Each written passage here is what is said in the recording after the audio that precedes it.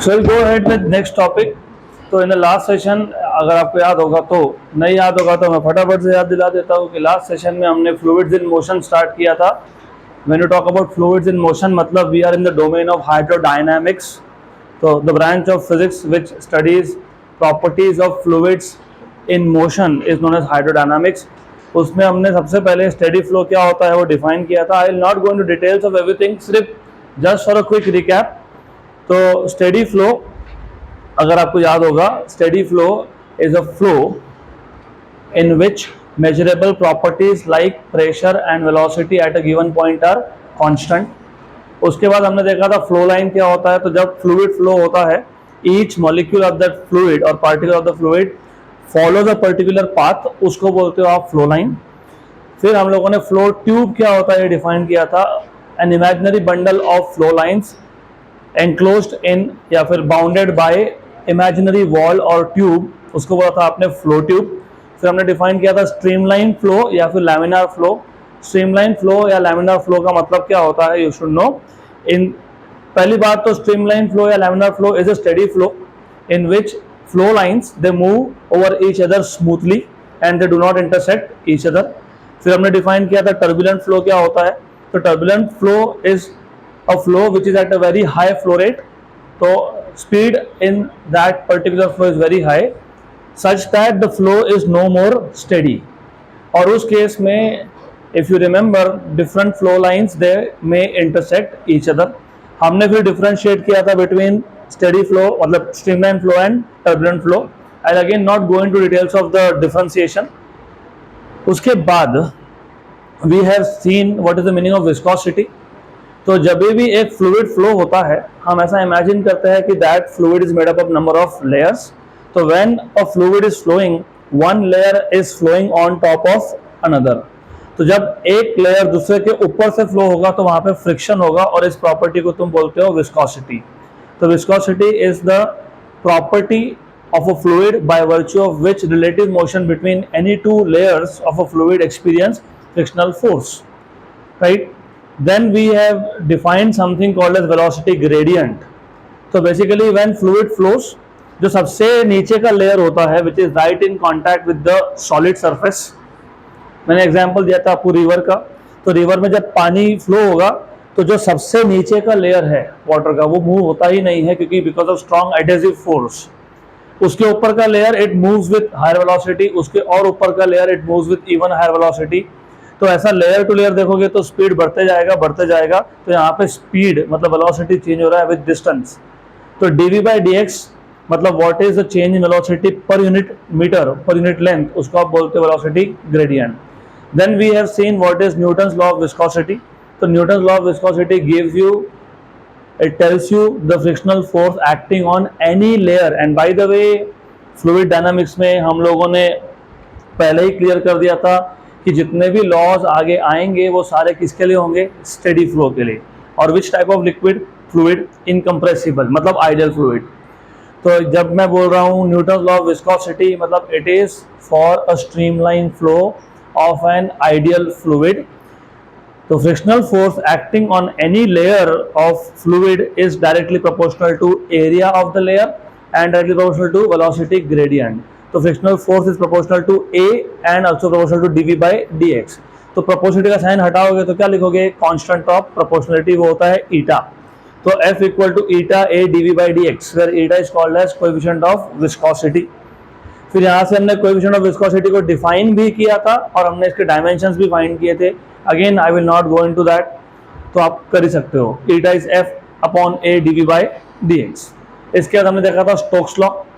Stokes law tells you what is the viscous force acting on a sphere falling through a viscous medium. जैसे एक ball है वो एक liquid से fall हो रहा है तो उस पे कितना विस्कस फोर्स लग रहा है, that is given by Stokes law.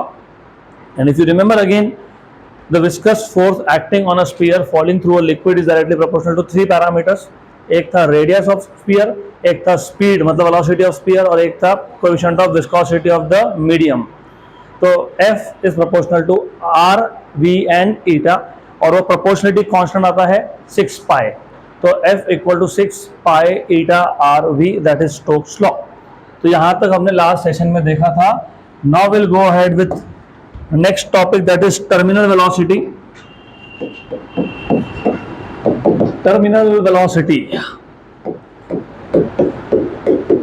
So terminal का मतलब होता है what is the final velocity.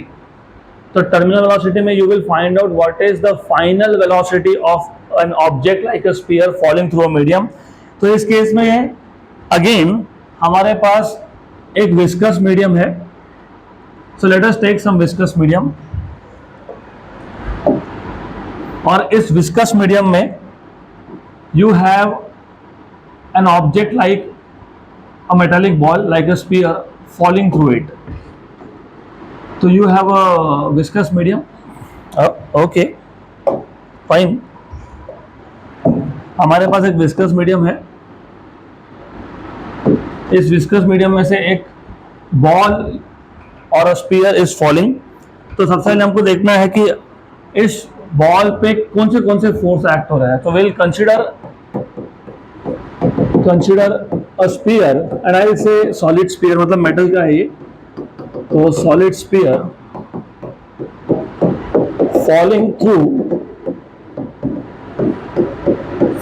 Falling through a viscous fluid.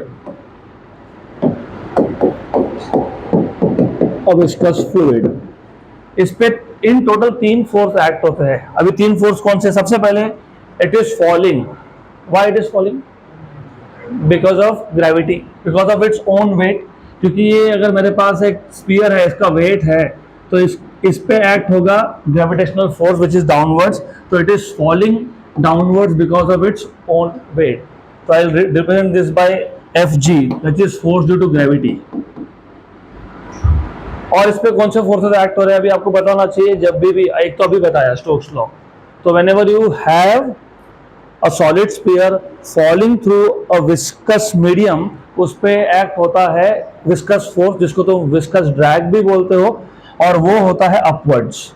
तो स्टोक्स लॉ में जो तुमने विस्कस फोर्स निकाला उसका डायरेक्शन क्या होता है? अपवर्ड्स. तो इस पे एक विस्कस ड्रैग एक्ट हो रहा है, विस्कस फोर्स एक्ट हो रहा है अपवर्ड डायरेक्शन में. And also, if you remember, have you heard of something called as force of Buoyancy? याद है? What is force of Buoyancy? चलो एक एग्जाम्पल लेते हैं, सिंपल एग्जाम्पल याद रहेगा इसके लिए. Of course it will be a poor joke. मेरा हर जोक पुअर ही होता है, सिर्फ याद रहेगा. किसी से झगड़ा हो गया, हट्टा कट्टा पहलवान था, और हम तो एटलीस्ट मैं तो बहुत डरता भी बहुत हूँ और वीक भी बहुत हूँ. तो उसको 2 महीने बोल दिया कि तेरे को देखता हूँ, तू आ. वो सच में आ गया. And I can not pick him up and throw. लेकिन अगर स्विमिंग पूल में होता वही, तो मेरे लिए आसान होता ना उसको उठा के फेंकना. क्यों? क्योंकि स्विमिंग पूल मतलब वहाँ पे पानी है. And you should know any object experiences a force in upward direction due to something called as buoyancy. तो इन दैट केस लिक्विड मतलब वाटर इज हेल्पिंग मी, क्योंकि ऑब्जेक्ट का इफेक्टिव वेट पानी ने कम कर दिया. Weight is vertically downwards.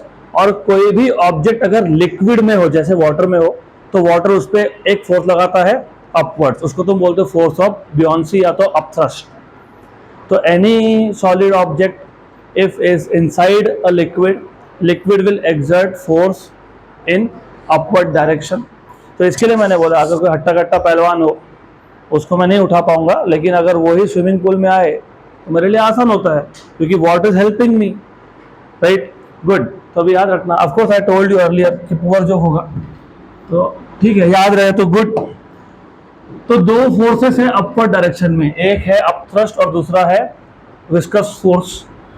That comes from Stokes law. तो the forces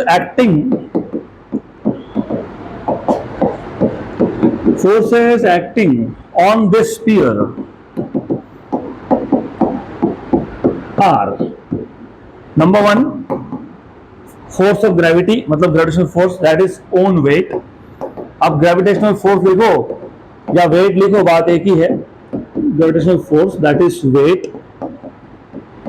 of the object which is downwards.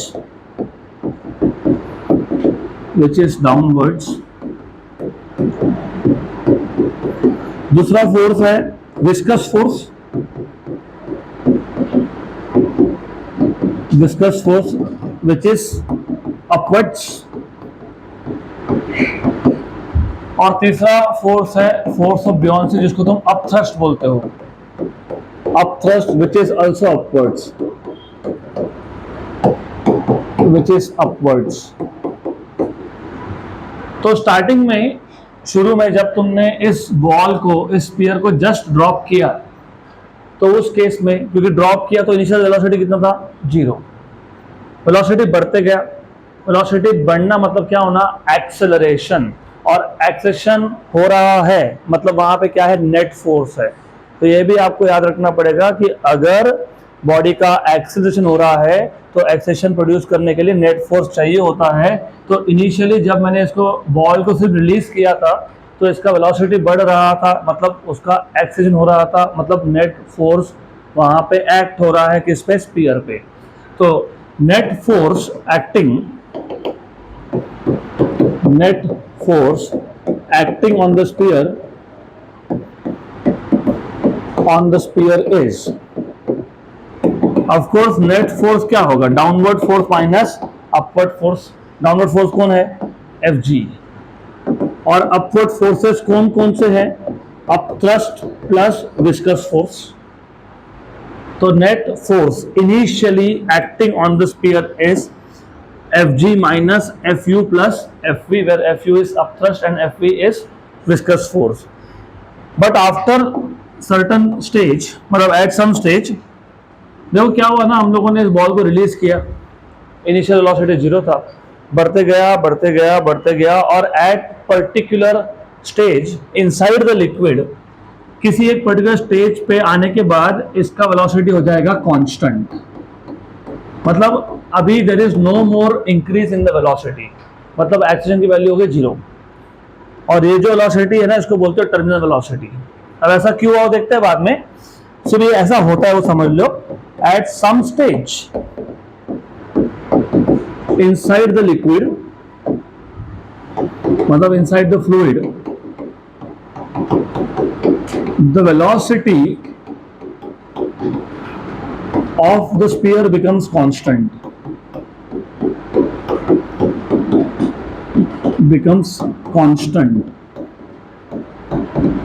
this velocity is known as terminal velocity,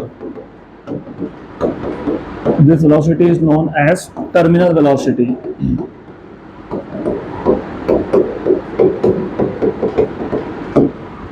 but तो पहले तो ये बताओ कि वेलोसिटी कांस्टेंट होने का मतलब एक्सेलरेशन क्या हो गया, मतलब क्या हो गया, फोर्सेस आर बैलेंस, मतलब net force is 0। So at this stage net force acting is equal to 0। अब आप ये भी सोचोगे कि नेट फोर्स 0 क्यों हुआ, चलो नेट फोर्स पता तो है formula, what is formula, Fg minus Fu plus Fv equal to 0। तो therefore Fg इक्वल टू, मतलब वेट को किसने किसने बैलेंस कर लिया, अपथ्रस्ट ने और विस्कस फोर्स ने। But of course you still have the question कि बैलेंस हुआ क्यों, ये विस्कस फोर्स किस पर डिपेंड करता है, अभी तो बताया था स्टोक्स लॉ से, 6 पाई ईटा आर भी है ना, 6 पाई तो वैसे भी कांस्टेंट है, वो तो नहीं चेंज होगा। Eta is coefficient of viscosity of a medium, वो भी तो कांस्टेंट है, जो विस्कस मीडियम था वो हमने कहाँ चेंज किया, जो लिक्विड था वही है, वो भी कांस्टेंट है। रेडियस ऑफ द स्फीयर भी कांस्टेंट है, लेकिन जब आपने बॉल को रिलीज किया उसका वेलोसिटी बढ़ते गया, वेलोसिटी बढ़ने के साथ साथ विस्कस फोर्स भी बढ़ते गया। तो शुरू में क्या था, डाउनवर्ड फोर्स ज्यादा था, अपवर्ड फोर्स कम था, लेकिन जैसे तुमने बॉल को रिलीज किया वेलोसिटी बढ़ने के साथ साथ विस्कस फोर्स बढ़ता है, तो अपवर्ड फोर्स भी बढ़ने लग गया। तो एक स्टेज ऐसा आया जहां पे डाउनवर्ड फोर्स और अपवर्ड फोर्सेस क्या हो गए, बैलेंस हो गए, that is why net force क्या हो गया, 0 हो गया। तो ये छोटे छोटे चीजें हैं जो आपको पता होना चाहिए, बिकॉज इस पे जब बेस्ड क्वेश्चन आएगा आपको जेईई नीट में, it will help you to understand कि why the force are balanced. इसका मतलब मैं ये नहीं बोल रहा हूं कि वो स्फीयर वहीं पर रुक गया, I am saying sphere is still moving down, but with constant velocity, so there is no acceleration. तो सिर्फ इतना याद रखना, the speed is still moving down. अब मुझे चाहिए था टर्मिनल वेलोसिटी का एक्सप्रेशन, क्योंकि हमने टाइटल में लिखा टर्मिनल वेलोसिटी, तो टर्मिनल वेलोसिटी तो फाइंड करना पड़ेगा। अब टर्मिनल वेलोसिटी फाइंड करना तो पहले इक्वेशन में वेलोसिटी लाओ। कहां से लाओगे? विस्कस फोर्स से। तो हमको पता है, हमको क्या पता है, viscous force is 6 pi eta R V. मैं लिख नहीं रहा हूं, लेकिन आई एम अज्यूमिंग कि तुमको पता है ईटा क्या है, कोएफिशिएंट ऑफ विस्कोसिटी है, आर क्या है, रेडियस ऑफ द स्फीयर है, वी क्या है, टर्मिनल वेलोसिटी है। तो equation number 2। And also you know what is the gravitational force, it is mg, where m is mass of the sphere.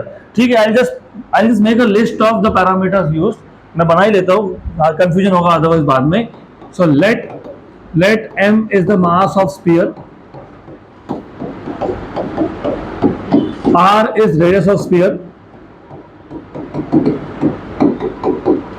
उसके बाद rho is density of material of sphere, then sigma is density of fluid, जिसमें से ये spear fall हो रहा है उसका density है सिग्मा। उसके बाद eta is coefficient of viscosity of fluid, coefficient of viscosity of fluid. उसके बाद v इज टर्मिनल वेलोसिटी,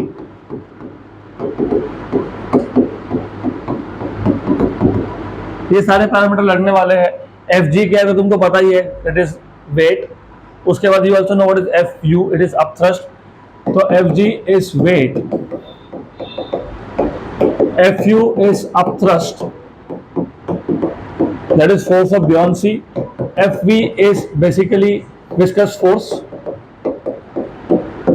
ठीक, अभी इतने पैरामीटर तो हमको कम से कम लगने वाले हैं, बाकी देखेंगे लगेंगे तब। क्या हो गया? इक्वेशन नंबर 2 और equation number 3। Good. Equation 1 tells you downward force is balanced by total upward forces, fg equal to fu plus fv। इसमें से fg क्या है देख लिया हमने, mg। fv क्या है वो भी देख लिया, 6 पाई ईटा rv। क्या बाकी रह गया? क्या बाकी रह गया? Upthrust. How do you find out upthrust?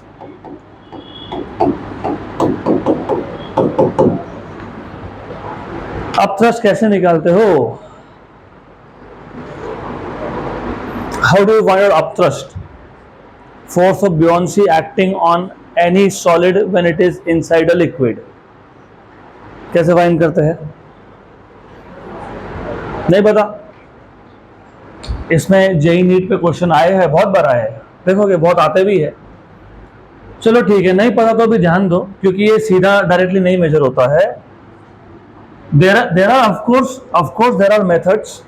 जैसे नंबर 1, मुझे अगर अपथ्रस्ट निकालना है, मैंने अभी बोला कोई भी ऑब्जेक्ट हो ना, उसका वेट इन एयर ज्यादा होता है, उसका वेट इन लिक्विड कम होता है। तो डेफिनेटली मैं वेट इन एयर मेजर कर लूंगा, मैं वेट इन लिक्विड मेजर कर लूंगा, मैं दोनों को माइनस कर दूंगा, तो मुझे मिल जाएगा अपथ्रस्ट।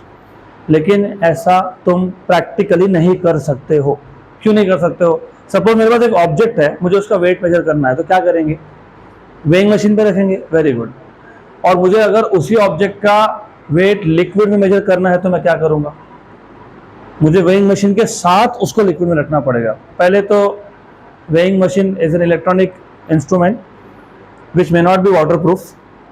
नंबर 2, वो जो वेइंग मशीन है उस पर ही अपथ्रस्ट एक्ट होगा, तो your measurements will be with errors, तो नहीं कर सकते। इसके लिए हम लोग एक अल्टरनेट मेथड बनाते हैं। अब वो अल्टरनेट मेथड तुमको बुक्स में सिर्फ in the form of formula बता दिया होगा, लेकिन अभी समझ लो अच्छे से। तो व्हाट वी डू इज, देखो ऐसा है, हमने लिया एक लिक्विड, ये लिक्विड का जहां तक लेवल है ना, उसके जस्ट ऊपर एक छोटा सा मैंने पिन होल कर दिया, यहां से निकाल लिया एक पाइप, और इस पाइप को छोड़ दिया एक छोटे से कंटेनर में। देन जो भी ऑब्जेक्ट है जिस पे हमको अपथ्रस्ट कैलकुलेट करना है, अपथ्रस्ट, उस ऑब्जेक्ट को मैंने इसके अंदर छोड़ दिया। क्या होगा? क्या होगा? जितना इस ऑब्जेक्ट का वॉल्यूम इनसाइड लिक्विड है, words are very important here, जितना इस ऑब्जेक्ट का वॉल्यूम इनसाइड लिक्विड है उतना ही लिक्विड का वॉल्यूम डिस्प्लेस होगा। डिस्प्लेस होगा मतलब लेवल बढ़ेगा। अब लेवल बढ़ेगा तो यहां से वो लिक्विड यहां पे कलेक्ट कर लेंगे, और ये लिक्विड डिस्प्लेस क्यों हुआ? क्योंकि तुमने इसमें एक ऑब्जेक्ट इंसर्ट कर दिया। तो इस लिक्विड का जितना भी वेट आएगा उसको बोलते हैं weight of liquid displaced. This is equal to upthrust. तो अपथ्रस्ट कैसे फाइंड करते हो? अपथ्रस्ट एक्ट हो रहा है सॉलिड पे, तुमने उस सॉलिड को लिक्विड में इंसर्ट कर दिया, डिप कर दिया, और वो जितना वॉल्यूम, जितना सॉलिड का वॉल्यूम इनसाइड लिक्विड है उतना ही वॉल्यूम लिक्विड का क्या होगा? डिस्प्लेस होगा। अगर मैंने पूरा स्पीयर लिक्विड के अंदर डाला है तो जितना पूरे स्पीयर का वॉल्यूम है उतना ही लिक्विड का वॉल्यूम डिस्प्लेस होगा। अगर मैंने आधा स्पीयर रखा होता तो आधा ही वॉल्यूम डिस्प्लेस होता लिक्विड का। तो ऐसे आप फाइंड करते हो। तो जितना भी लिक्विड डिस्प्लेस हुआ है उसका जितना भी वेट होगा वो क्या है? अपथ्रस्ट। तो अपथ्रस्ट फाइंड करने के लिए you use a formula weight of liquid displaced. Weight of liquid displaced, weight of liquid displace होता है mass of liquid displaced into G. तो ये इसलिए मैंने जगह खाली रखी यहाँ पे क्योंकि आपको आगे जाके पैरामीटर लगने वाले हैं, that is mass of liquid displaced.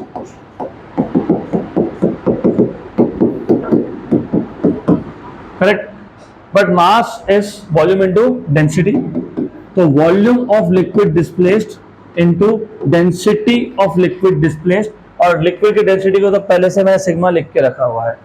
तो ये आ गया आपका वॉल्यूम ऑफ लिक्विड डिस्प्लेस्ड।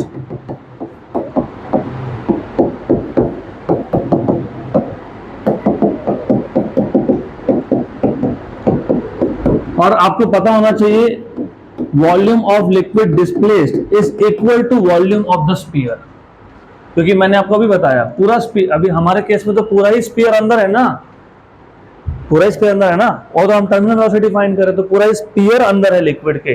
तो volume of liquid displaced is equal to volume of sphere. तो V क्या है? वॉल्यूम ऑफ स्फीयर है। अब थोड़ा कंफ्यूजन होगा क्योंकि यहाँ पे दो V आ गए, एक V is for terminal velocity and the other V is for volume. तो एक काम करता हूँ, नोटेशन चेंज कर देता हूँ थोड़ा सा। जो कैपिटल V है इट स्टैंड्स फॉर वॉल्यूम, और जो स्मॉल v है it stands for terminal velocity.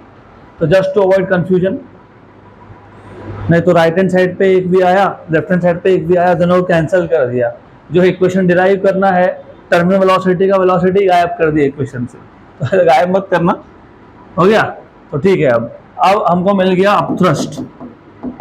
Upthrust is volume of sphere, volume of sphere sigma G. इसको बोल देते हैं इक्वेशन नंबर 4। अब ये इक्वेशन नंबर 2, इक्वेशन नंबर 3 और इक्वेशन नंबर 4 सब्स्टिट्यूट करेंगे इक्वेशन नंबर 1 में। गुड। तो from equation number 1, 2, 3 and 4, from equation number 1, 2, 3 and 4, equation 1 क्या था? Fg equal to Fu plus Fv। What is Fg? Fg is mg. What is Fu? Fu is volume of sphere sigma g plus 6 pi eta r v। Volume sphere ही आएगा ना। Liquid का उतना ही volume displace होगा जितना volume of sphere liquid के अंदर है, और पूरा का पूरा स्फीयर लिक्विड के अंदर है। तो volume of sphere is equal to volume of liquid displaced. Okay, good.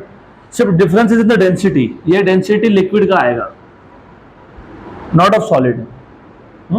Good. Then what is mass? Volume into density. लेकिन ये स्मॉल m किसका मास था? स्फीयर का। तो volume of sphere into density of material of sphere. तो यहां पे rho लिखोगे। Okay, G equal to V sigma G plus 6 pi eta r V। इसको यहाँ ले लो। अभी थोड़ा सा नोट्स में और यहाँ लिखने में थोड़ा सा डिफरेंस है।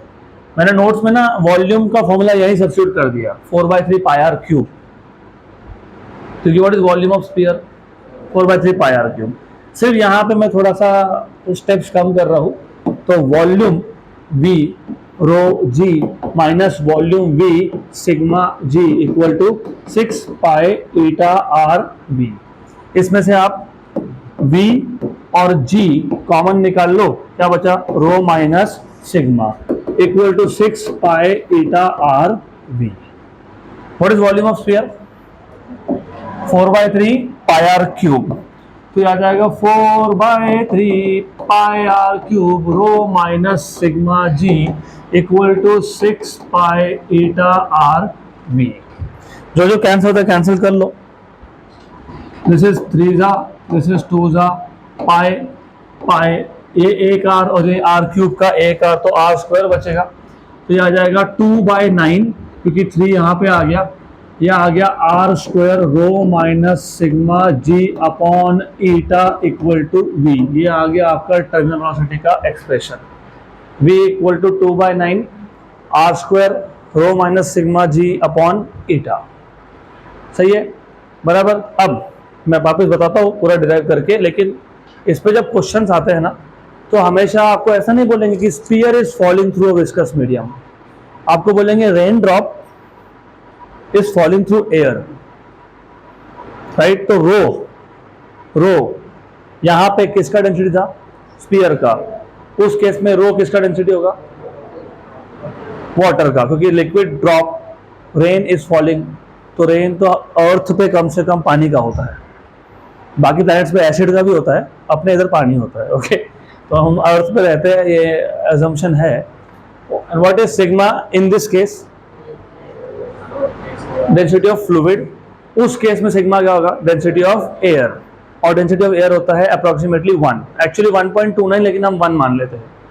तो बहुत सारे जगह पे ये तुम लिखोगे ही नहीं, क्योंकि density of water is 1000 and density of air is 1, तो बहुत जगह पे ये तुम लिखने ही नहीं वाले हो अगर केस है ड्रॉप ऑफ रेन और फॉलिंग थ्रू एयर का। फिर भी कंफ्यूजन रहता है रो माइनस सिग्मा कि सिग्मा माइनस रो, कोई फर्क नहीं पड़ता, higher density minus lower density, बस इतना याद रखो। हायर डेंसिटी किसका है इस केस में, स्फीयर का, लोअर किसका है, लिक्विड का। रेन ड्रॉप और एयर के केस में हायर डेंसिटी किसका है, रेन ड्रॉप का, लोअर किसका है, एयर का। तो that is what you need to remember, and यहाँ पे मेमोरी सेव करना है, क्योंकि सिर्फ इतना याद रखना है कि it is higher density minus lower density.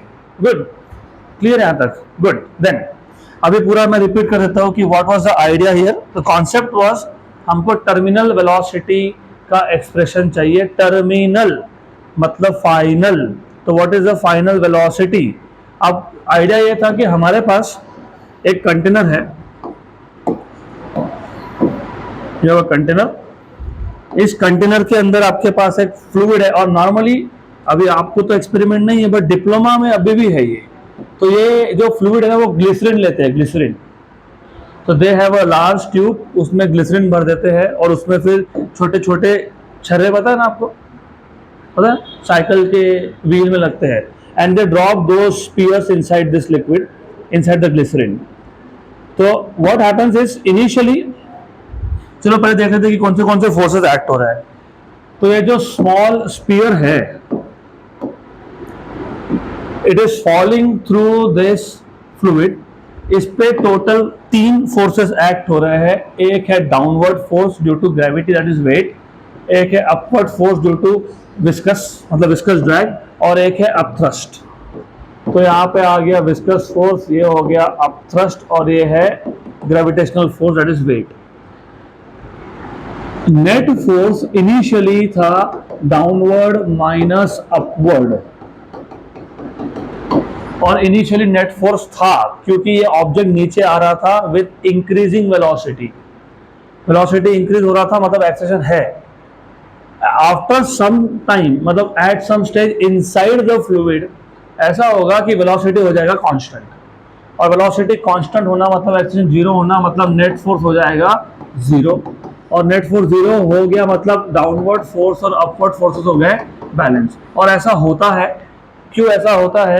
क्योंकि पहले डाउनवर्ड फोर्स ज़्यादा था, मतलब डाउनवर्ड वेक्टर बड़ा है, और अपवर्ड फोर्सेस छोटे थे, तो अपवर्ड वेक्टर कम है, तो नेट रिजल्टेंट कहाँ पे है? डाउनवर्ड्स है, तो वेलोसिटी बढ़ रहा था। वेलोसिटी बढ़ने के साथ साथ विस्कस फोर्स भी बढ़ रहा था, क्योंकि विस्कस फोर्स वेलोसिटी पे डिपेंड करता है, हमको पता है। तो एक स्टेज ऐसा आया, डाउनवर्ड फोर्स और अपवर्ड फोर्स हो गए बैलेंस। ग्रेविटेशनल फोर्स मतलब वेट, ये होता है mg। गुड। उसके बाद अपथ्रस्ट कैसे फाइंड करते हैं, मैंने अभी बताया। अपथ्रस्ट फाइंड करने के लिए upthrust is equal to weight of liquid displaced. अब ये वेट ऑफ लिक्विड डिस्प्लेस्ड क्या है? जब एक लिक्विड में तुमने एक स्पीयर डाल दिया, तो जितना स्पीयर का वॉल्यूम है उतना ही लिक्विड डिस्प्लेस हो गया, राइट? तो जितना लिक्विड डिस्प्लेस हुआ, उस लिक्विड का वेट मेजर कर लो, जितना भी उस डिस्प्लेस लिक्विड का वेट आएगा that will be equal to upthrust. और ये तो हमको पता ही है, ये कितना है? 6 pi eta R V. Mass of sphere is volume of sphere into density of sphere. Weight of liquid displace is mass of liquid displace into G plus 6 pi eta R V. Volume of sphere into density of sphere into g equal to mass of liquid displaced is volume of liquid displaced into density of liquid displaced into g plus 6 pi eta r v. लेकिन as I told you, volume of liquid displaced is equal to volume of sphere, क्योंकि इस case में पूरा का पूरा spear ही liquid के अंदर है। गुड। तो ये आ जाएगा V सिग्मा G plus 6 pi eta R V.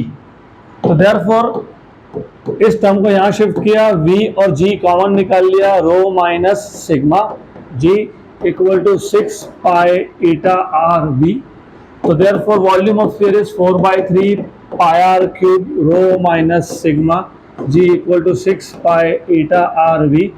सब सिंप्लीफाई करके you have v equal to 2/9 R square rho minus sigma g by eta. अगर आपको कोएफिशिएंट ऑफ विस्कोसिटी फाइंड करना है तो इसी फॉर्मूला से फाइंड कर सकते हो। If you want to find out coefficient of viscosity, तो measure terminal velocity and you can find out coefficient of viscosity. हो गया, डन, खत्म।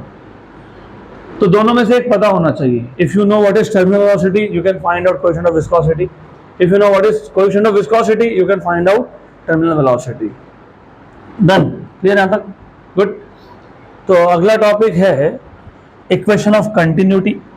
वही है ना? Equation of continuity.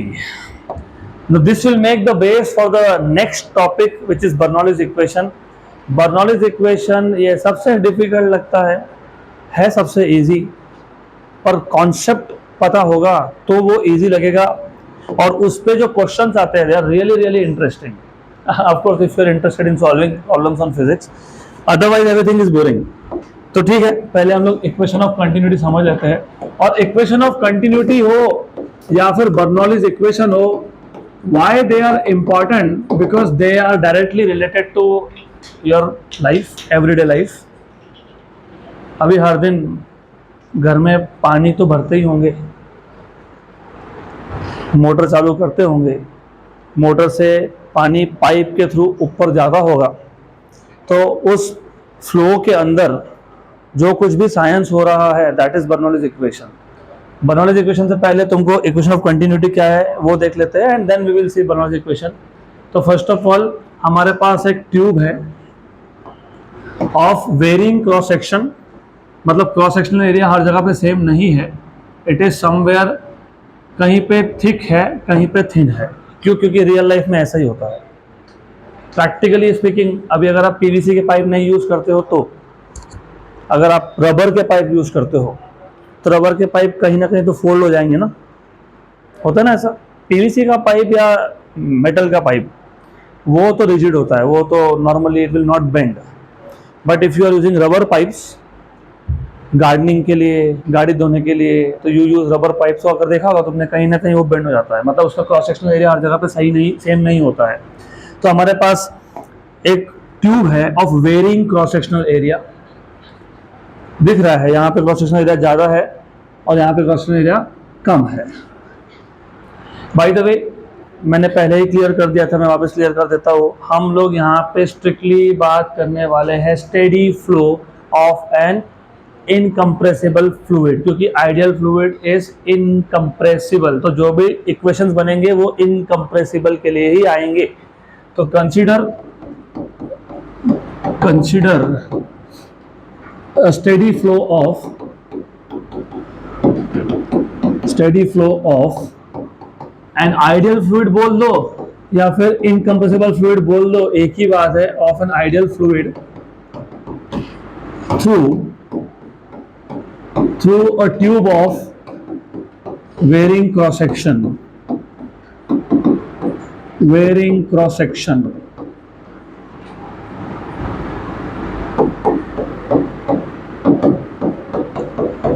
तो मैं एक काम करता हूं, मैं दो पॉइंट इमेजिन कर लेता हूं।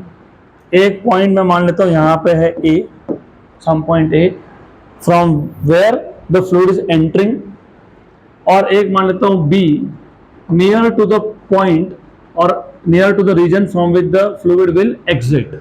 तो यहां से फ्लूइड एंटर करेगा, यहां से फ्लूइड एग्जिट करेगा, राइट। तो दो पॉइंट मैंने इमेजिन कर लिए। अब ये जो ए पॉइंट है यहाँ पे area of cross section A1 है, ये जो बी पॉइंट है यहाँ पे area of cross section A2 है। यहाँ पे वेलोसिटी V1 है फ्लूइड का, और याद रखना ये स्टेडी फ्लो है। As I told you, steady flow में velocity of a fluid at a given point is constant, but it can vary from point to point. तो ए पे अलग वैल्यू होगी, बी पे अलग होगी, लेकिन over a period of time हर बार ए पे जो भी लिक्विड का मॉलिक्यूल आएगा उसका वेलोसिटी क्या होगा, V1 होगा, और यहाँ पे कितना होगा, V2। तो इन अ स्टेडी फ्लो मैं मेंशन कर देता हूं यहाँ पे, in a steady flow the velocity of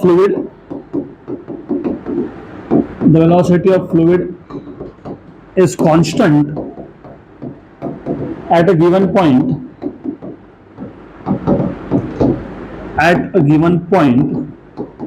but may vary from point to point,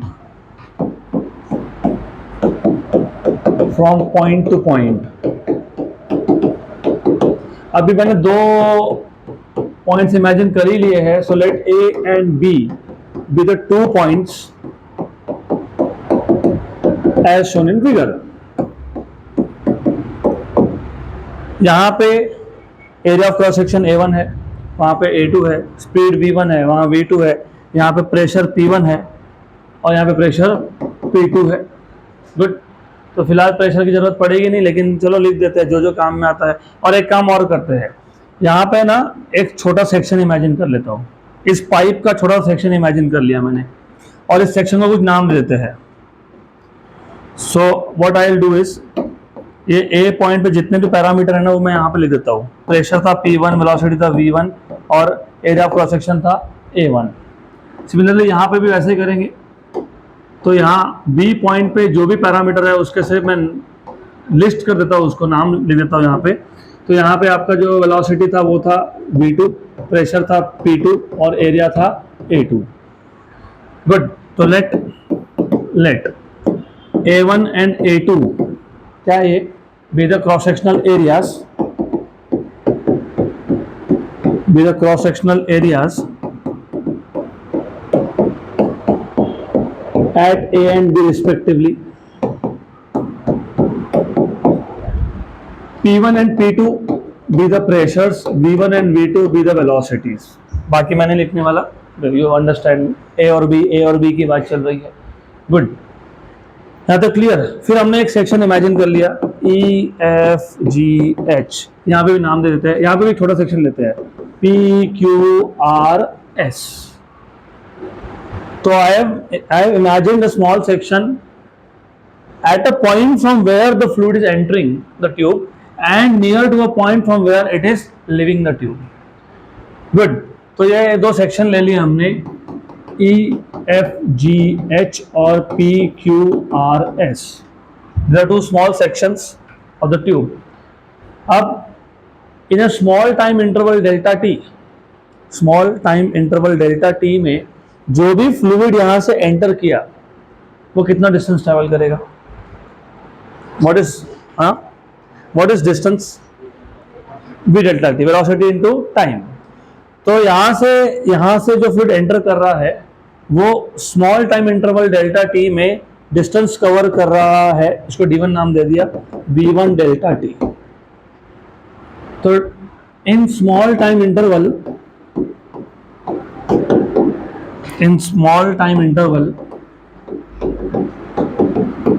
delta t, the fluid at A covers a distance d1 equal to v1 delta t, and as per the diagram that distance is hg. So distance is hg. Good, clear? Similarly in the same time interval, उतने ही time interval में, delta T time interval में, the fluid at B covers a distance of d2। तो ये जो है ना, ये d2 है, ये क्या आएगा? v2 delta t। So in the same time interval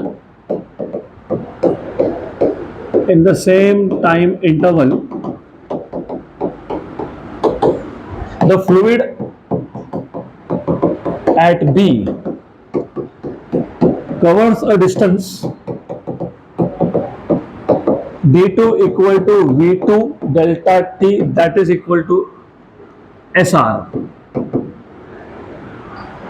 clear है तक?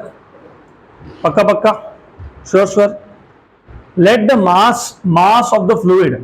अभी देखो ऐसा है ना, मैंने बोला यहां से कुछ फ्लूइड एंटर कर रहा है, तो डेल्टा टी टाइम में उस फ्लूइड का कुछ मास भी होगा ना। एक ट्यूब है, उसमें थोड़ा सेक्शन है, टाइम इंटरवल मैंने लिया स्मॉल, तो उस स्मॉल टाइम इंटरवल में इतने सेक्शन में जितना भी फ्लूइड होगा उसका कुछ मास होगा, राइट? तो let m1 be the mass of fluid entering the tube at A, and m2 be the mass of the fluid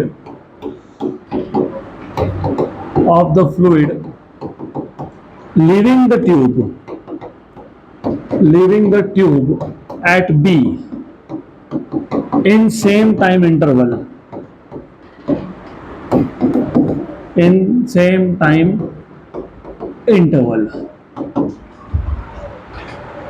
तो डेल्टा टी टाइम में जितना मास यहां से एंटर कर रहा है उसको हमने बोल दिया m1, और उतने ही टाइम में B से जितना मास ऑफ द फ्लूइड एग्जिट कर रहा है, लीव कर रहा है, उसको बोल दिया m2, और m1 should be equal to m2। अब ऐसा क्यों? Since the fluid is incompressible, मतलब आइडियल फ्लूइड है, इसके लिए जितना मास एंटर किया डेल्टा टी टाइम में उतना ही मास लीव होना चाहिए। अब ऐसा क्यों होना चाहिए? सोचो। देखो, एक तो फ्लूइड है जो आइडियल है, मतलब कंप्रेस तो होगा नहीं। अगर वाटर है और कंप्रेसिबल होता तो वो कंडीशन नेसेसरी नहीं थी कि जितना मास आया उतना मास गया। हो सकता है मास ज्यादा एंटर कर रहा है और लीव कम कर रहा है।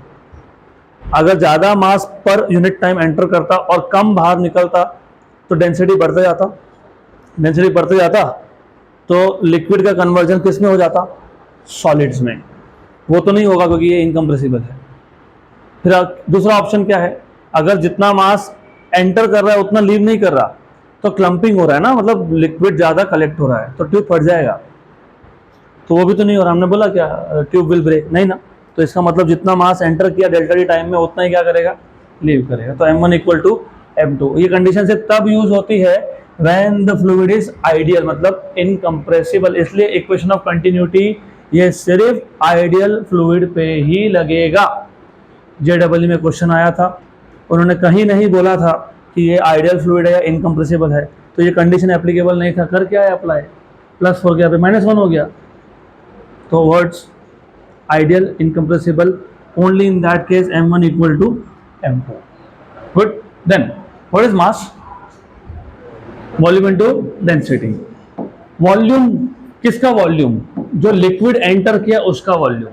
तो ये v वेलोसिटी नहीं है, ये जो v लिखा मैंने वो कौन है, वॉल्यूम है।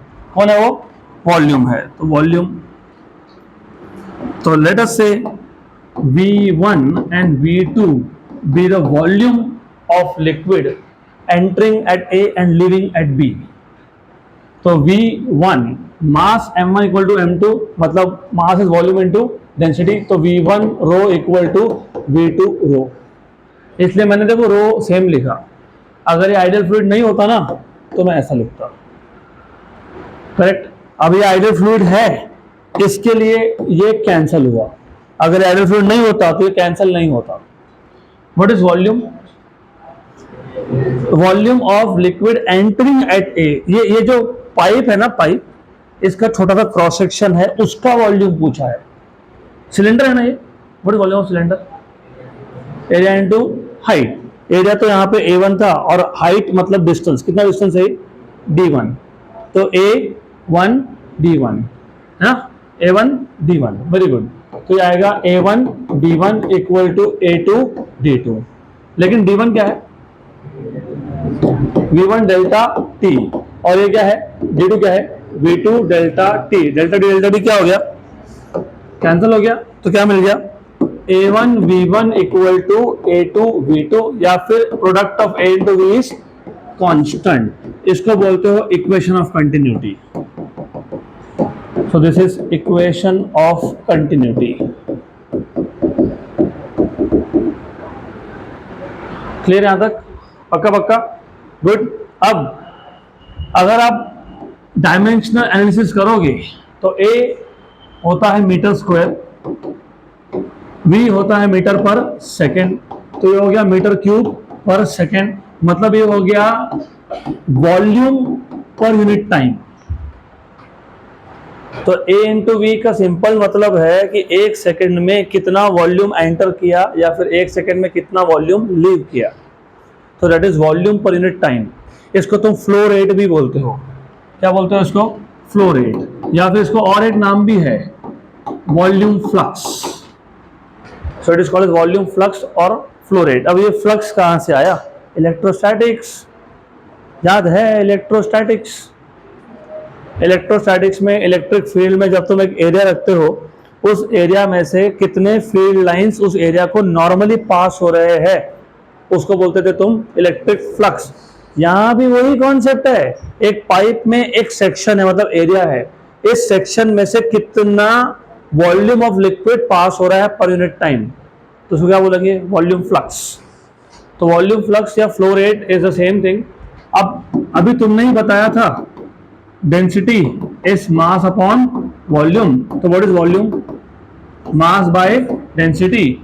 सब्स्टिट्यूट कर दो तो डेरिवेटिव ऑफ वॉल्यूम, लेकिन वॉल्यूम कौन है, मास बाय डेंसिटी है, और इसको तुमने तो वॉल्यूम फ्लक्स बोला था, तो वॉल्यूम फ्लक्स रखो उसको फिलहाल। अब इसमें क्या कांस्टेंट था, डेंसिटी कांस्टेंट था, तो डेंसिटी बाहर आएगा, तो 1 by rho dm by dt। इसको बोलते हैं मास फ्लक्स। क्या बोलते हैं इसको, तो जब तुम वॉल्यूम फ्लक्स को मतलब फ्लो रेट को in terms of mass denote करोगे तो it is called as mass flux. तो 1 by rho dm by dt is called as mass flux. कई बुक्स में रो नहीं लिखते, रो गायब कर देते हैं डेंसिटी, और dm बाय dt लिख देते हैं, और dm बाय dt को मास फ्लक्स बोलते हैं। एक ही बात है, तो डजंट मैटर रियली। यहाँ तक क्लियर, गुड। तो इक्वेशन ऑफ कंटिन्यूटी में वापस एक बार रिपीट कर देता हूँ, इंटरेस्टिंग। और इक्वेशन ऑफ कंटिन्यूटी ये सिर्फ ट्रेलर है, पूरा पिक्चर बर्नौलीज इक्वेशन है। अभी तो बहुत सारी चीज़ें कुछ बताई नहीं मैंने, सिर्फ मैंने ट्यूब लिया है। कितना आसान लगता है हमको, ट्यूब में से पानी बह रहा है, बह रहा है, बह रहा है, अब समझ में आया क्या हो रहा है अंदर। तो you have to basically think about what is happening inside the tube. तो इक्वेशन ऑफ कंटिन्यूटी के लिए हमने एक ट्यूब लिया of varying cross section, and by the way equation of continuity is also telling you AV is constant, मतलब area and velocity are inversely related to each other. तो जहां पे area of cross section ज़्यादा होगा वहाँ पे कम speed होगा fluid का, और जहाँ पे एरिया ऑफ क्रॉस सेक्शन कम होगा वहाँ पे स्पीड ज़्यादा होगा। तो हमारे पास था एक tube of varying cross section, तो क्रॉस सेक्शनल एरिया हर जगह पे सेम नहीं है। इसमें से फ्लूइड, कौन सा फ्लूइड? आइडल फ्लूइड फ्लो हो रहा है। कैसा फ्लो हो रहा है? स्टेडी फ्लो है। फिर हमने यहाँ पे एक पॉइंट इमेजिन कर लिया A, right where the fluid is entering the tube, और यहाँ पे जहां से फ्लूइड बाहर निकलेगा वहां पे इमेजिन कर लिया बी। ए पे एरिया ऑफ क्रॉस सेक्शन था A1, वेलोसिटी था V1, प्रेशर था P1। बी पे एरिया ऑफ क्रॉस सेक्शन है A2, वेलोसिटी है V2, प्रेशर है P2। क्लियर यहां तक? पक्का पक्का? श्योर? गुड। देन इसके बाद क्या किया था? इसके बाद आपने एक छोटा सा सेक्शन लिया, right where from where the liquid is entering, और एक छोटा सेक्शन लिया from where the liquid is leaving. इसको कुछ नाम दे दिया हमने, चलो ठीक है, EFGH। नाम में क्या है? नाम तो तुमको जो बोलना है वो बोल दो, PQRS। Then in small time interval delta T, the liquid entering the tube will cover a distance of D1 which is V1 delta T। ये आ गया आपका D1। and here in the same time interval the liquid leaving the tube will be D2 equal to V2 delta T। ये जितना liquid, जितना fluid delta T time में enter किया है उसका जो मास है वो है M1, और जितना फ्लूइड डेल्टा टी टाइम में लीव कर गया ट्यूब से उसका जो मास है वो है M2। लेकिन टाइम इंटरवल सेम है, डेल्टा टी। क्योंकि फ्लूइड ये इनकंप्रेसिबल है तो जितना मास एंटर हुआ उतना ही मास लीव होना चाहिए in the same time interval. तो M1 equal to M2। But what is mass? Volume into density. और क्योंकि ये इनकंप्रेसिबल फ्लूइड था तो डेंसिटी था सेम। What is volume? ये और वो ये सिलेंडर जैसा है, तो what is volume of cylinder? Area into length. Area A1 length is D1, area A2 length is D2। लेकिन D1 क्या है? V1 डेल्टा T, और D2 क्या है? V2 delta T। Delta T cancel, तो A1 V1 equal to A2 V2, so AV equal to constant। This is equation of continuity। और A into V dimensionally देखोगे तो metre cube पर second आएगा, तो AV को हम लोग dV by dt भी लिखते हैं। मैंने वहां लिखा नहीं, बता देता हूँ। A into V को, ये V वेलोसिटी है और ये V वॉल्यूम है, तो A into V को हम dV by dt भी लिखते हैं, where dV is volume and dt is time। A is area and V is velocity। It is also called as volume flux। Good, clear? So that is all you need to know about equation of continuity। अब आएगा Bernoulli's equation, the most important equation in hydrodynamics या फिर fluid mechanics भी बोल सकते हो। Bernoulli's principle, Bernoulli's equation, Bernoulli's theorem सब एक ही है। बुक टू बुक सिर्फ नाम अलग है। कहीं पे बर्नौलीज थ्योरम बोला होगा, कहीं पे बर्नौलीज इक्वेशन बोला होगा, कहीं पे बर्नौलीज प्रिंसिपल बोला होगा।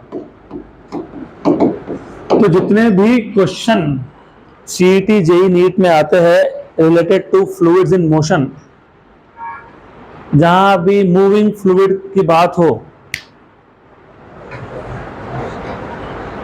आंखें बंद करना, इक्वेशन अप्लाई करना, ये और वो खत्म। क्योंकि यही तो नहीं समझ में आता ना कि फॉर्मूला कौन सा यूज करो। होता ना ऐसा, फॉर्मूला कौन सा यूज करो, एग्जाम में नहीं समझ में आया, एग्जाम के बाद आए अरे तो इतना सिंपल था। अब ये क्यों होता है ना, क्योंकि व्हेन यू रीड, पहली बात तो तुम जब पढ़ते हो तुम्हारा 100% कॉन्सेंट्रेशन नहीं होता, तुम पढ़ क्या रहे हो, और तुम जो पढ़ रहे हो वो कौन से टॉपिक से पढ़ रहे हो, पूरा पढ़ने के बाद याद ही नहीं रहता कि कौन सा टॉपिक मैं पढ़ रहा था। होता है ना ऐसा, पूरा टॉपिक पढ़ लिया, बाद में याद ही नहीं था मैं टॉपिक कौन सा पढ़ रहा हूँ। और तो तुम फ्लूइड मैकेनिक्स में हो, फ्लूइड मैकेनिक्स में तुम हाइड्रोडायनामिक्स में हो। हाइड्रोडायनामिक्स में फ्लूइड्स क्या होते हैं? मोशन में होते हैं। जहां भी मूविंग फ्लूइड्स दिखा उधर एक ही इक्वेशन लगता है, बर्नौलीज इक्वेशन। डन। और बर्नौलीज इक्वेशन में तुम देखोगे, बर्नौलीज इक्वेशन डिराइव करते वक्त हम इक्वेशन ऑफ कंटिन्यूटी अप्लाई करते ही है। मतलब बर्नौलीज इक्वेशन अगर तुम अप्लाई कर रहे हो तो by default equation of continuity वहां पे एप्लीकेबल है ही। देखोगे अब क्लियर यहां तक? पक्का पक्का, गुड। अब पहले तो बर्नौलीज इक्वेशन करता क्या है? Bernoulli's equation eight a given point in a flow, कौन सा फ्लो? Steady flow. किसका फ्लो? इनकम्प्रेसिबल फ्लूइड, मतलब आइडियल फ्लूइड। तो हमारे पास एक आइडियल फ्लूइड है विच इज फ्लोइंग, उस फ्लो में एक पॉइंट है, सम पॉइंट, उस पॉइंट पे प्रेशर, वेलोसिटी और हाइट को रिलेट करता है। तो Bernoulli's equation relates pressure, speed and height at a given point of the fluid. तो जब भी इक्वेशन बनेगा पूरा, उसमें प्रेशर दिखना चाहिए, उसमें हाइट दिखना चाहिए, उसमें स्पीड दिखना चाहिए। तो तीन टर्म्स आएंगे। तो अभी से पता होना चाहिए बर्नौलीज इक्वेशन में तीन टर्म्स है। तो something plus something plus something equal to constant, ऐसा आएगा। तो Bernoulli's equation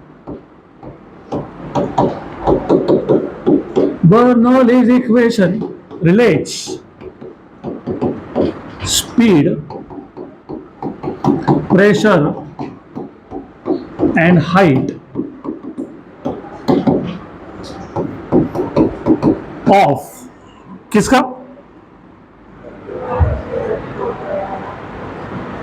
height at a point,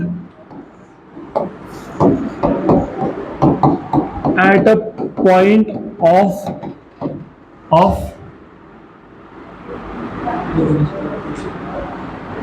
किसकी बात कर रहे थे हम? At a point of steady flow of a fluid. कौन सा फ्लूइड? Ideal fluid. So of steady flow, flow steady है ना, स्टेडी फ्लो पे एप्लीकेबल होता है ये। तो स्टेडी फ्लो के लिए है, of steady flow of an ideal fluid. वो मैंने नोट्स में बाद में लिखा है, लेकिन मैं तुमको पहले से बता दे रहा हूं, इंपॉर्टेंट है। नोट्स में भी लिखा है वो, सिर्फ वो मैंने बाद में लिखा है। फिर लिखा ना, इसके आगे लिखा होगा consider steady flow of an incompressible fluid, ऐसा लिखा है आगे। वो छोड़ दो, मैंने इधर ही मेंशन कर दिया। अब हमारे पास एक ट्यूब है, फिर वही सिचुएशन है ऑफ वेरिंग क्रॉस सेक्शन। तो क्योंकि इक्वेशन ऑफ कंटिन्यूटी यहाँ पे अप्लाई करना ही है, मतलब इक्वेशन ऑफ कंटिन्यूटी वाला ही सिचुएशन है, सिर्फ थोड़ा सा चेंज होगा यहाँ पे। एक तो मैं थोड़े से नोटेशन चेंज कर दूंगा, दूसरा यहाँ पे अब हम लोग हाइट भी कंसिडर करेंगे with respect to reference level. Equation of continuity में हम लोगों ने हाइट की बात ही नहीं की, क्योंकि इक्वेशन ऑफ कंटिन्यूटी में हम एनर्जीज की बात नहीं करते। एनर्जी की जहां जहां पे बात होगी वहां वहां हाइट तुमको कंसिडर करना ही पड़ेगा, क्योंकि हाइट चेंज होने के साथ क्या चेंज होता है? Potential energy. तो इक्वेशन ऑफ कंटिन्यूटी में हमने सिर्फ रेफरेंस लेवल नहीं दिखाया था, हमने हाइट्स भी नहीं मेंशन किए थे, क्योंकि इक्वेशन ऑफ कंटिन्यूटी में एनर्जी कंजर्वेशन यूज करना नहीं था। लेकिन बर्नौलीज इक्वेशन में क्या यूज होगा? Energy conservation. तो एनर्जी कंजर्वेशन जब यूज होगा तो काइनेटिक एनर्जी और पोटेंशियल एनर्जी दोनों हमको लगता है। पोटेंशियल एनर्जी किस पे डिपेंड करता है? हाइट पे, बराबर। तो इसलिए मुझे रेफरेंस लेवल चाहिए। रेफरेंस लेवल ये आपके ऊपर होता है कि रेफरेंस लेवल आपने कौन सा सिलेक्ट करके रखा है। This can be ground level also, ground level है, मान सकते हो ना, ग्राउंड है, चलो ग्राउंड है, ठीक है। तो reference level is ground level, जहां से मैं हाइट मेजर करूंगा। बाकी सारा स्टोरी सेम है। यहां से इनकम्प्रेसिबल फ्लूइड एंटर करेगा, यहां से वो लीव करेगा, देन यहाँ पे एक छोटा सेक्शन ले लूंगा, इसको कुछ नाम दे दूंगा, ए बी, चलो ए बी नाम दे दिया। यहाँ से वो लीव करेगा तो यहाँ पे सेक्शन ले लूंगा, उसको नाम दे दिया पी क्यू, जो भी बोलना है आपको, पी क्यू आर एस, नाम जो आपको देना है वो। But I will do one thing, मैंने जो नोट्स में नोटेशन रखे हैं, I just keep those notation same so that you don't get confused when you revise at home. तो नोटेशंस डजंट मैटर रियली, और मैटर सिर्फ तब करेंगे जब कंफ्यूजन नहीं हो। तो whatever notation I have used, I just take those notation here, P Q R S, okay. तो यहाँ पे एक छोटा सेक्शन है पी क्यू और ये है आर एस, चलो बाकी सब ठीक है। यहाँ पे एक पॉइंट ले लिया मैंने, पॉइंट 1। अब इस पॉइंट 1 पे, ये पॉइंट 1 है, इस पॉइंट 1 पे एरिया ऑफ क्रॉस सेक्शन कितना है? A1। प्रेशर कितना है? P1, वेलोसिटी कितना है V1, हाइट कितना है H1। तो ये जो पॉइंट नंबर 1 है इसका height with respect to ground मतलब रेफरेंस लेवल इज H1, और यहाँ पे दूसरा पॉइंट लूंगा पॉइंट 2, उसका होगा H2। Okay good. तो parameters they are really really important, parameters को याद रखना पड़ेगा आपको। गुड, तो ये आ गया हाइट H1। यहाँ पे है पॉइंट नंबर 2, पॉइंट 2 बोलो, ए बोल दो, बी बोल दो, डज नॉट मैटर, कुछ नाम दे दो हमको। तो पॉइंट 2 पे वेलोसिटी है V1, area sorry V2, area है A2, हाइट है H2, प्रेशर है P2। ये था आपका हाइट H2। यहाँ तक क्लियर? Good good. तो एक ट्यूब है, रियल लाइफ सिचुएशन है, ट्यूब में से लिक्विड फ्लो हो रहा है, मान लो पानी फ्लो हो रहा है, it is going from down to up, and you have a tube in which the cross sectional area is not same everywhere। तो क्रॉस सेक्शनल एरिया सेम नहीं है, क्योंकि एरिया सेम नहीं है इसके लिए वेलोसिटी सेम नहीं है। किसने बताया? इक्वेशन ऑफ कंटिन्यूटी ने बताया। तो यहाँ पे एरिया A1 है, वहाँ पे एरिया A2 है, यहाँ पे स्पीड V1 है, वहाँ पे स्पीड V2 है, यहाँ पे हाइट H1 है, वहाँ पे हाइट H2 है, यहाँ पे प्रेशर P1 है, वहाँ पे प्रेशर P2 है। क्लियर? और भी आएगा, आगे फोर्सेस की भी बात करनी है, तो मैं लिख ही देता हूँ। 2 पॉइंट ले लिए हमने, let A and B with the 2 points as shown। Let, अब आप समझदार हो मैं क्या बोल रहा हूँ। V1 क्या है? वेलोसिटी कहाँ पे? A पॉइंट पे, पॉइंट 1 पे। V2 क्या है? B पे, मतलब पॉइंट 2 पे। प्रेशर P1 पॉइंट A पे, प्रेशर P2 पॉइंट B पे, हाइट H1 A पॉइंट का हाइट H2 B पॉइंट का हाइट। उसके बाद क्या चाहिए था? Area of cross section A1 और A2। अभी और भी आएगा, फोर्स आएगा F1 और F2। अब फोर्स क्यों? जहां प्रेशर है वहां फोर्स है, सीधी सी बात है। दूसरा, अपने आप लिक्विड जाएगा क्या ऊपर? नहीं जाएगा ना, तो नीचे से ऊपर कोई फोर्स लगेगा ना। और वैसे भी तुमने हाइड्रोस्टैटिक्स में जब प्रेशर डिफाइन किया था तो आपने ऐसा क्लियरली बोला था, any fluid exerts force on the surface in contact. अब ये जो मैंने सेक्शन लेके रखा है, इस सेक्शन में जितना भी फ्लूइड है उसके पीछे कौन है? और फ्लूइड है। तो जो नीचे फ्लूइड है वो इस फ्लूइड को क्या कर रहा है? ऊपर पुश कर रहा है, ऊपर की तरफ फोर्स लगाएगा। और यहां पे जो फ्लूइड है इसके आगे भी क्या है? क्या है? फ्लूइड है।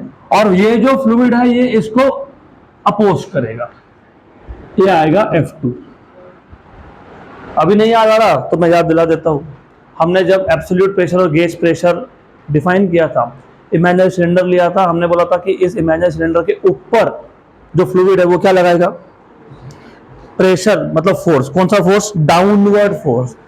तो इमेजिनरी सिलेंडर के ऊपर जो लिक्विड था वो डाउनवर्ड फोर्स लगा रहा था, और जो नीचे था वो अपवर्ड फोर्स लगा रहा था। वो हाइड्रोस्टैटिक्स था, ये हाइड्रोडायनामिक्स है, लेकिन कॉन्सेप्ट सेम है। अब अगर तुमको और एक पर्सपेक्टिव से सोचना है ना, अगर यहाँ पे अपवर्ड फोर्स नहीं होगा तो लिक्विड कभी ऊपर जाएगा ही नहीं। और अगर ऊपर F2 डाउनवर्ड नहीं होगा तो अपोजिशन है ही नहीं। अगर अपोजिशन नहीं है तो लिक्विड तो अपने ऊपर जाना चाहिए था ना, तो वर्क क्यों करना पड़ा? फिर हम मोटर चालू करते तब पानी भरता है ना टाकी में, कि अपने में आ जाता है? और कभी कभी होता है, वो कभी कभी होने का रीजन अलग है, but you have to understand, ground floor से ऊपर तक अगर पानी जा रहा है तो नीचे से ऊपर की तरफ फोर्स चाहिए और ऊपर अपोजिंग फोर्स चाहिए, तब जाके वर्क करना पड़ेगा। और वो वर्क हम नहीं करते, मोटर करता है। घर में जो तुम मशीन लगा के रखते हो ना, वो करता है वर्क डन। तो यहाँ तक क्लियर है क्या? पहले इज दिस क्लियर? F2 क्यों जरूरी है? क्योंकि आगे भी तो लिक्विड है ना। अगर ये ट्यूब आगे कंटिन्यू करता मैं तो आगे लिक्विड है, वो लिक्विड अपोज करेगा ना मोशन को। नेसेसिटी मतलब अपोज करता है तो है इसलिए ही करता है। यस, तो ये ना मैंने पूरे ट्यूब का एक छोटा सा सेक्शन लिया हुआ है, तो इसके आगे भी फ्लूइड है, ये अजम्पशन है। देयर इज फ्लूइड, तो वो अपोज ही करेगा। गुड। क्लियर, पक्का? तो जाए आगे। अब सबसे पहले यू नीड टू अंडरस्टैंड कि यहाँ पे वर्क होने वाला है, देयर इज वर्क डन। जो नीचे फोर्स था उसने जो वर्क डन किया उसको W1 बोल दूंगा, और जो ऊपर फोर्स है उसने जो वर्क किया W2 बोल दूंगा। तो नेट वर्क डन आएगा W1 minus W2। W1 positive है और W2 नेगेटिव है, क्योंकि W1 ये जो फोर्स, ये जो F1 फोर्स है उसने किया, which is pushing the liquid up. तो this force is helping the liquid to flow, और दिस फोर्स इज अपोजिंग, इसलिए क्या आ गया माइनस। इक्वेशन नंबर 1, बराबर, good. Then you should know work is energy which can neither be created nor be destroyed। अब ये जो fluid है इस पे जो वर्क हुआ है, ये जो W वर्क हुआ कहाँ गया? फिर वो दो चीजें करेगा। एक तो काइनेटिक एनर्जी चेंज करेगा। क्यों? क्योंकि देखो यहाँ पे एरिया ऑफ सेक्शन ज्यादा था तो स्पीड क्या था? कम था, और R पे एरिया ऑफ सेक्शन कम है तो स्पीड क्या है? ज्यादा है। मतलब स्पीड चेंज हुआ है, मतलब स्पीड इंक्रीज हुआ है। मतलब क्या इंक्रीज हुआ है? Kinetic energy. दूसरा हाइट भी तो चेंज हुआ ना, हाइट भी चेंज हुआ ना। यस, लास्ट बेंच उठो उठो उठो, और लास्ट बेंच पे बैठना ही नहीं। और क्या चेंज हुआ है? Potential energy. क्या चेंज हुआ है? Potential energy. पोटेंशियल एनर्जी भी क्या हुआ है? इंक्रीज। अब ये जो काइनेटिक एनर्जी का इंक्रीज है या जो पोटेंशियल एनर्जी का इंक्रीज है वो कहां से आया? फिर वो यहां से आया, वर्क से आया। तो this work is partially used to do two things। number one, increase the kinetic energy या change in kinetic energy, change the kinetic energy। number two, to change the potential energy, मतलब increase the potential energy। तो अब ये जो increase in kinetic energy है वो देख लेते हैं। so delta KE increase in kinetic energy, it is final kinetic energy minus initial kinetic energy. Final was at point R, क्योंकि इसको R पॉइंट बोला है, इनिशियल कहां था? At point P। तो ये आ जाएगा आपका 1/2 mv square, mv2 square minus 1/2 mv1 square. सही है, बराबर। अभी मैंने m1 m2 नहीं लिखा, मैंने M1 M2 नहीं लिखा, उसका रीजन तुमको दिख रहा होगा, क्योंकि ये इनकम्प्रेसिबल फ्लूइड था और स्टेडी फ्लो था। जितना मास एंटर करता है पर यूनिट टाइम, मतलब इन डेल्टा टी टाइम इंटरवल, उतना ही क्या करता है। तो M1 और M2 क्या है? सेम है। सिर्फ मैं काम करूंगा, मैं इसको स्मॉल d लिखने वाला हूं, dm, क्योंकि टाइम इंटरवल कम है तो mass entering and mass leaving is also small. वो वहां पे नोटेशन में नहीं भी लिखा होगा तो डजंट मैटर रियली। तुमको लिखना है लिखो, डीएम नहीं लिखना मत लिखो। अगर नहीं लिखोगे तो आगे जाके हम लोगों को वॉल्यूम को स्मॉल लिखना पड़ेगा। चलो ठीक है, ऐसा कर देते हैं। 1/2 mv2 square minus v1 square, equation number 2। What is change in potential energy? It is final potential energy minus initial potential energy at R minus potential energy at what was the initial point? P. Okay. P. Okay, ठीक। तो आ जाएगा mgh2 minus mgh1। इसमें से mg निकाल लिया common, h2 minus h1। Equation number 3। सिर्फ जो नोट्स में मैंने सीक्वेंस दिया है वो सीक्वेंस थोड़ा यहाँ चेंज किया। I just wanted to demonstrate कि जो नोट्स में मैंने जिस फ्लो में लिखा है वैसे लिखने की कोई जरूरत नहीं है, क्योंकि फिर आप तो नहीं तो रटना चालू हो जाएगा कि ये फिर ये फिर ये, कोई जरूरत नहीं होता। जब जो चीज़ लगती है तब डिराइव कर लेंगे। तो from equation number 1, 2 and 3, actually not 1, 2 and 3, 1, 2 and 3 and 4। So we know that, what do you know, this work is partially used, यहाँ लिखना चाहिए था, मैं यहाँ लिख देता हूँ। This work is partially used to increase kinetic energy and partially used to increase potential energy। Equation number 2, equation number 3,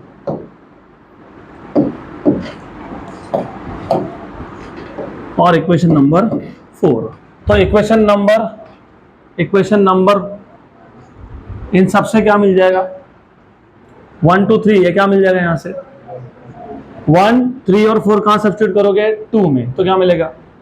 work done is equal to क्या था? Delta K plus delta P. लेकिन what is work done? What is work done? W1 minus W2। What is delta K? Half m V2 square minus V1 square plus mg H2 minus H1। You know what is work done? Chemistry में सीखा है, PDV.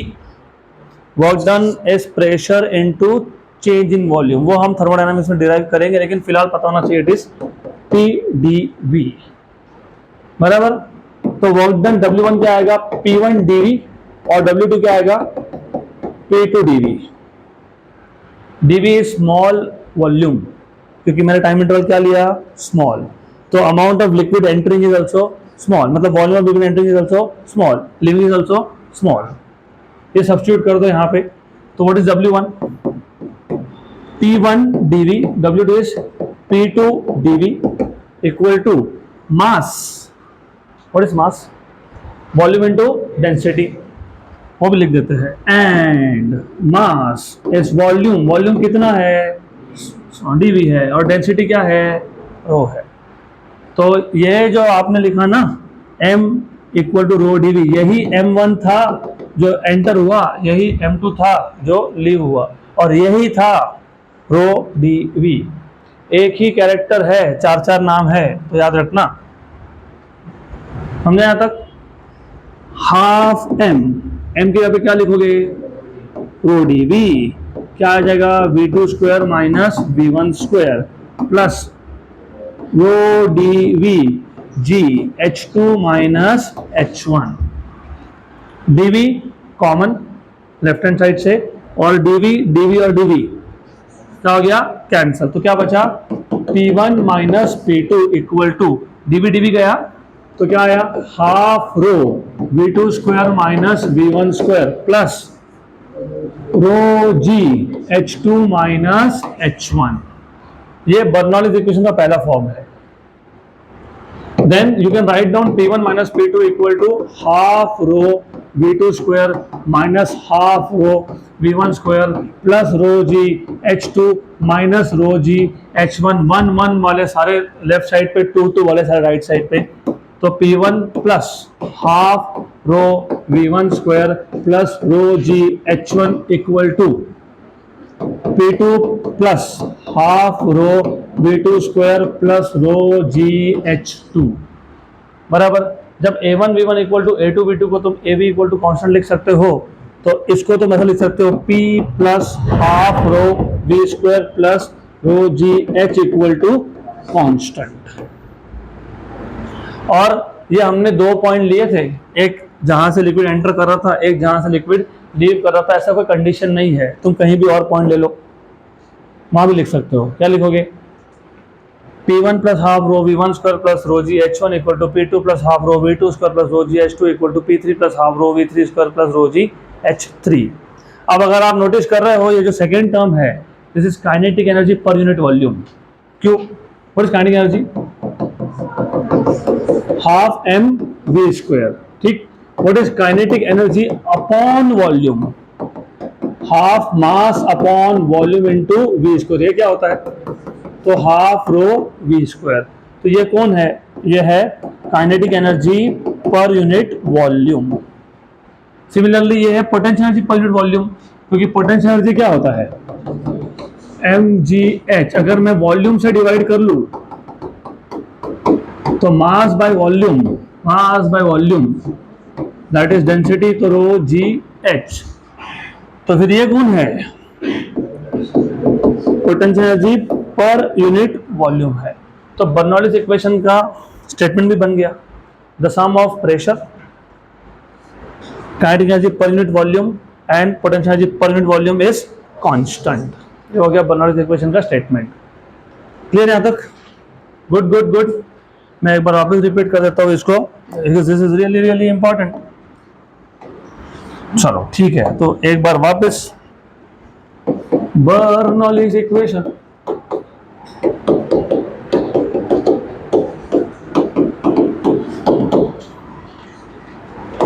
तो थोड़ा अभी slow कर देता हूँ, तो थोड़ा सा ध्यान दो, क्योंकि फास्ट करके मतलब नहीं निकलेगा, टाइम है नहीं, अगला टॉपिक तो हो नहीं पाएगा। तो एप्लीकेशंस कल देखेंगे, अभी सिर्फ वापस रिपीट कर लेते हैं।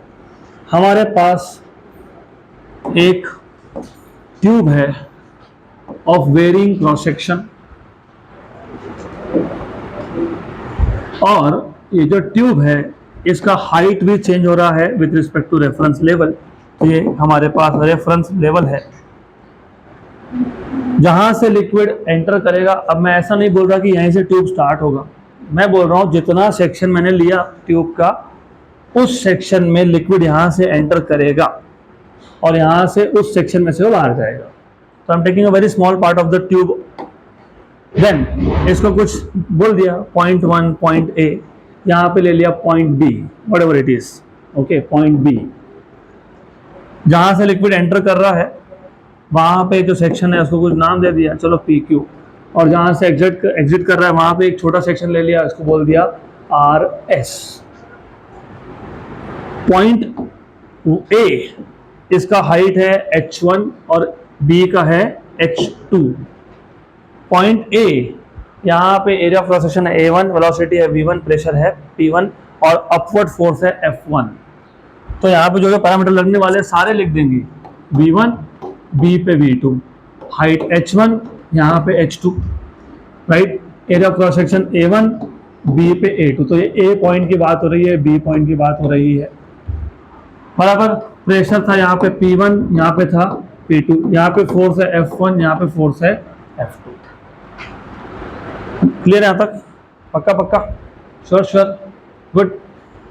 तो लिक्विड ये जा रहा है ऊपर, तो मोशन में है, तो लिक्विड इज फ्लोइंग। हमको चाहिए Bernoulli's equation. Bernoulli's equation relate करता है प्रेशर को वेलोसिटी और हाइट के साथ। So Bernoulli's equation gives you the relation between pressure, velocity मतलब speed of flow of course, and height at a point for steady flow of an ideal fluid, good, right। तो अब कहीं से तो start करना है डेरिवेशन, तो आपकी मर्जी वहां से स्टार्ट कर लो। You always have to think, अपने आप तो कोई भी लिक्विड ऊपर जाएगा नहीं, मतलब यहां से कोई फोर्स लग रहा होगा अपवर्ड, इसके लिए ऊपर गया, और क्योंकि वर्क हो रहा है, वर्क कब होता है, when there is something to oppose. ये पेन नीचे पड़ा है, अब इसको ऊपर उठाना है, तो मैंने क्या किया, वर्क किया। क्यों किया? Because gravity is opposing. तो यहाँ पे भी जो फ्लूइड ऊपर जा रहा है ना, तो वहां पे कोई अपोजिंग फोर्स है, तो दो अपोजिंग फोर्स है। एक अपोजिंग फोर्स है ग्रेविटी ऑफ कोर्स, और इसमें अजम्पशन ही है जो मैंने बताया नहीं, अभी बता देता हूँ। ये जो भी तुम डेरिवेशन करने वाले हो उसमें असम्पशन है there is no other force except for gravitation and force due to pressure difference, क्योंकि प्रेशर यहाँ पे अलग है, वहां पे अलग है। तो प्रेशर डिफरेंस है, तो there is this force F2 which is opposing the liquid. इसका मतलब यहाँ पे लिक्विड को ऊपर पुश करने के लिए वर्क हुआ W1, और यहाँ पे अपोजिंग फोर्स जो है ना वो वर्क कर रहा है W2। तो नेट वर्क डन कितना हो गया, W1 minus W2, this is net work done. W1 is a work done to push the liquid up, W2 ये अपोजिंग वर्क था, F2 फोर्स ने लगा दिया, तो ये आ गया इक्वेशन नंबर 1। अभी जो वर्क हुआ, work energy which can neither be created nor be destroyed, तो ये वर्क कहां कहां गया, एक तो चेंज इन काइनेटिक एनर्जी में गया और दूसरा चेंज इन पोटेंशियल एनर्जी में गया, equation number 2। Kinetic energy change हुआ, हमको कैसे पता लगा, हम बोल रहे हैं स्पीड अलग है, वेलोसिटी अलग है, तो काइनेटिक एनर्जी अलग है, और हम ये भी बोल रहे हैं कि A1 क्रॉस सेक्शनल एरिया ज्यादा है तो वेलोसिटी कम है, और जहां से एग्जिट करेगा मतलब B पॉइंट पे वहां पे वेलोसिटी ज्यादा है, तो काइनेटिक एनर्जी ज्यादा है, यहाँ पे कम है। तो what is change in kinetic energy, that is final kinetic energy at point R minus initial at point P, जो भी नाम दिया होगा तुमने, व्हाटएवर इट इज। तो half m, what is m here, it is actually m2, the mass of liquid leaving, और यहाँ पे है m1, तो लिखना तो लिख दो m2 v2 square minus half m1 v1 square, लेकिन अगले स्टेप में बोलना पड़ेगा m1 और m2 क्या है, सेम है, और वो क्या है अभी बताया था, वो क्या है, रो dv है। क्या है वो, रो dv है। ओके, तो यहां से आप हाफ m निकाल लोगे common, v2 square minus v1 square कर दोगे, और if you want to reduce the number of steps, mass को यहाँ पे रो dv लिख दो, v2 square minus v1 square, sum equation number 3। Similarly what is change in potential energy, final potential energy, कहां पे फाइनल, आर पे, minus initial potential energy, what is this, m2 g h2 minus m1 g h1, तो m1 और m2 तो same है, तो m h2 minus h1 into g, what is m, rho dv h2 minus h1 g। Good, ये हो गया equation number 4। अब ये इक्वेशन नंबर 1 2 3 4, यहां से आपको मिल गया W1 माइनस W2 मतलब work equal to change in kinetic energy मतलब हाफ, क्या था चेंज इन काइनेटिक एनर्जी,